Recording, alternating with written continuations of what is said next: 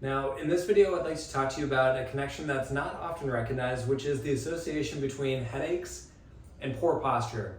So I hear this a lot more commonly with neck pain, like that makes more sense to people that if the posture's not good, the neck and the shoulders might get tight. But for whatever reason, the head gets left out of it, even though it's just as directly, if not more directly related to that. So this is kind of a basic principle from the standpoint of if the head's not sitting on top of the neck correctly, gravity's pulling straight down and your head weighs about 15 to 20 pounds. So it's a lot of force coming down. There's muscles in the head and the face that are gonna try to pull up and stabilize. It can create a lot of extra tension. The nerves in here start to get compressed and grinded on more. And the whole system is starting to operate under more tension. And of course, when you're dealing with headaches, tension is the last thing that you want.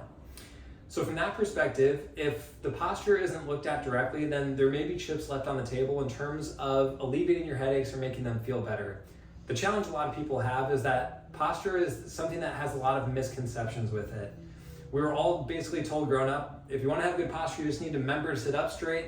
Or sometimes it's like, oh, you need to stretch more or exercise this one muscle so that your body falls in the right position. The problem with that is that's not actually how posture works. It's controlled autonomically by your nervous system. So if you raise your arm up like this, muscles on this side of your body automatically contract so you don't fall over on the ground. And your posture operates really similarly. You have this automatic process at the brainstem at the base of your brain, and that's what controls your posture at the end of the day. So for a lot of people, because of accidents or injuries or wear and tear, there is stress on these mechanisms that actually regulate your posture. And until that stress is taken off those regulatory mechanisms, the posture doesn't improve. So if nobody's ever looked at the head and the neck or has talked to you about that relationship between the nerves and your posture, I really encourage you to dig deeper into that because these things often come hand in hand. A lot of times people who are suffering with headaches are also suffering with poor posture.